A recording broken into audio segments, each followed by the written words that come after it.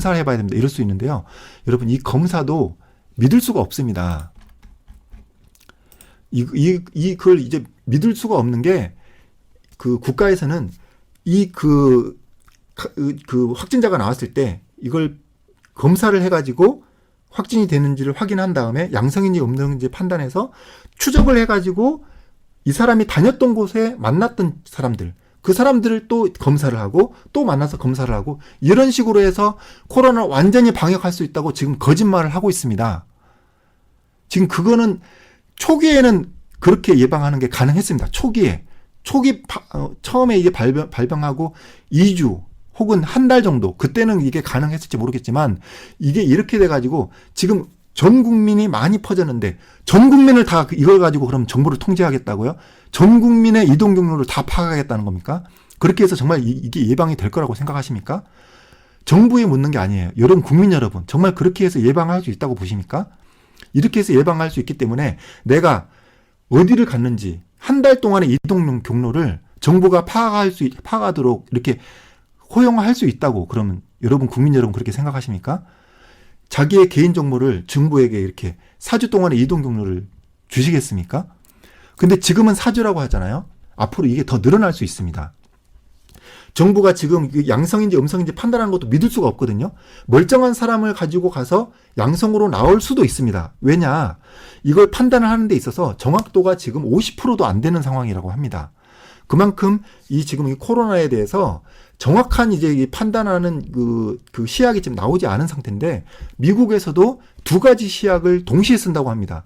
초기에 발견할 수 있는 그 발견율이 높은 시약이 이제 콧구멍을 놓고 이제 그 판별하는 거고요. 그리고 어느 정도 시간이 지났을 때는 그 몸에 있는 그 혈액을 추출해가지고 판단하는 게 더 정확도가 높다고 합니다.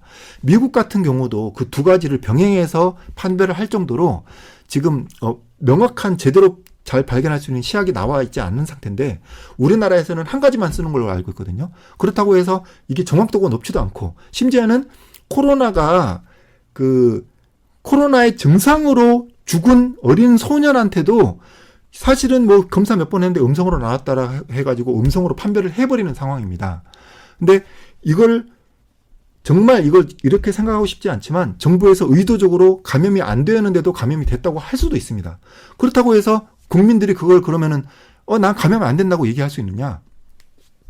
아닙니다. 무증상 감염이라고 해서 또 그런 식으로 얘기를 해버리면 국민들도 판단을 할 수가 없습니다.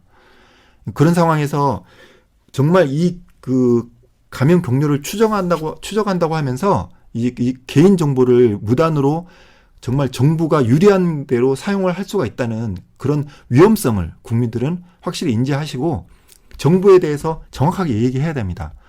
여기에 대해서 정보를 정말 안전하게 관리할 수 있는지에 대해서 명확하게 그 정부가 그 대국민에게 설명을 하고, 그리고 정말 이 시점에서 지역 감염이 이미 많이 퍼진 단계에서 이렇게 전 국민에 대해서 모든 경로를 일일이 추적을 해서 그걸 통제해가지고 감염을 예방할 수 있겠는지, 정말 이게 정말 실현 가능한 것이고, 그리고 의료 전문가들이 이 방법으로 정말 가능하다고 보는 건지, 이 부분에 대해서 좀 조언을 듣고 명확하게 국민들도 이 부분에 대해서 현명하게 판단을 하셔야 된다고 생각을 합니다.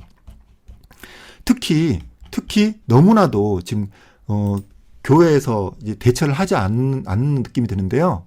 지금 다른 지역에서는 교회 외에 다른 지역에서는 의외로 이게 지금 잘 안 되고 있다고 합니다.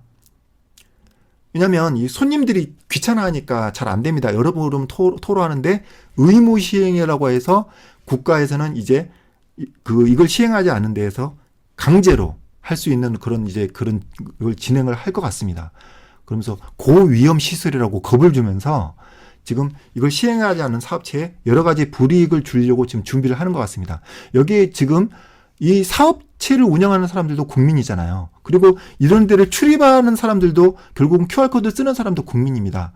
사업장인 분도 마찬가지고 이걸 지금 핸드폰에 깔아서 쓰라는 그런 국민들도 마찬가지로 다 이걸 이의 제기를 해야 됩니다.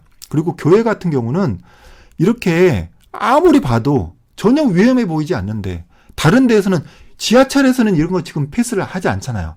지하철에서 이런 출입 명부를 쓰지 않는단 말이에요. 근데 지금 교회에서 이런 걸 하라고 강제로, 그것도 처음에는 얘기하지 않다가 뒤늦게 갑자기 지금 교회가 좀 추가되는데, 이런 걸 놓고 보더라도 종교적인 핍박도 있습니다. 왜냐? 교회에서 정부의 잘못된 거에 대해서 의의를 제기하고 그런 것에 대해서 정말 다른 데보다 열심히 하는 게 이제 기독교인들이기 때문입니다. 근데 이 교회를 이렇게 추가를 하는 데 있어서 목사님들이 이런 QR코드라든지 이런 어떤 칩이라든지 이런 부분에 대해서 잘 모르시는 경우가 많습니다. 목사님들이 이런 내용을 좀 정확하게 아셔가지고 신도들에게 이것 어떤 그 기기를 장치해가지고 신도들이 일일이 QR코드를 찍어서 교회에 들어오게 하시면 안 됩니다. 신도들에게, 저는 이제 이런 음모론을 자세히 믿고 있지는 않지만, 666이라든지, 짐승의 표라든지, 베리칩이라고 하는 이 베리칩이 결국 하는 역할은 뭐냐면, 간단합니다. 나의 신분을 확인하는 일련 번호가 들어있다는 겁니다. 그게 베리칩이에요. 그게 베리칩의 원래 뜻이 그런 뜻입니다. 이게 몸에 들어가 있는 것과 핸드폰을 갖고 다니면서, 핸드폰 안 가지고 다니는 사람이 없기 때문에 이 핸드폰을 들고 다니면서 내가 여기 QR코드를 찍어서 나의 개인 신분을 집어넣는다는 게, 이게 베리칩이랑 다를 게 없습니다. 그러니까 분명히 교회에 다니시는 분들, 신도분들, 특히 목사님들께 꼭 이걸 좀 전해 주십시오. 그래서 이 QR코드로 신분을 확인해서 내가 여기 들어가는 걸 확인하는 거, 이것은 명백히 개인 정보, 그리고 개인 정보와 개인의 이동 경로 다 추적하는 거고, 국민을 통제하는 거고, 특히 교회 신도들에게 악용이 될 우려가 상당히 높습니다. 교회에 대한 핍박 앞으로 점점 더 많아질 겁니다. 그런 상황에서 분명히 이거 신도분들 꼭 이걸 이제 숙지하시고, 가급적이면 목사님들께 알려주시기 바랍니다. 왜 그러냐면 이 공문들이 지금 목사님들께 보내지고 있다고 합니다. 지금 여기 의왕시가 나와 있는데 의왕시만 해당되는 게 아니라 전국의 교회에 이것이 나갔을 가능성이 있습니다. 목사님께 한번 물어보시고 이런 게 나왔는지 알아보시고, 이런 식으로 이제 모든 신도들의 개인정보를 이렇게 파악하도록 문건이 나왔다면 이걸 분명히 원하지 않는다는 내용을 가지고 분명히 정부에게 이야기를 해야 됩니다. 이런 부분을 분명히 알아주시면 좋겠고, 특히 그 교회 다니시는 분들뿐만 아니라 모든 국민들이 이렇게 중국의 특수한 안경을 착용해서 경찰이 모든 국민들이 이 사람이 나쁜 짓을 했는지만 알면 좋겠지만, 정부에 반하는 반정부적인 민주당이나 현재 정부 청와대에 안 좋은 어떤 항의를 한 적이 있는지, 이런 것까지도 지금 파악이 돼버리면요, 앞으로는 이제 국민들이 정부가 어떤 잘못된 행동을 해도 정부에 대해서 절대 이의 제기를 하고 국민들의 주권을 얘기를 할 수 없는 때가 올 겁니다.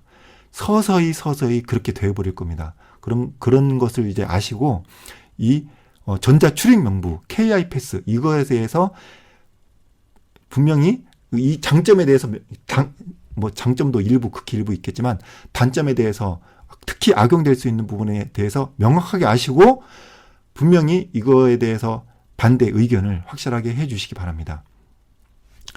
예, 시청해 주셔서 감사합니다. 바실레아 TV 조슈아였습니다.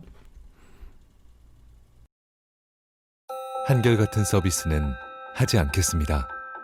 변함없는 케어도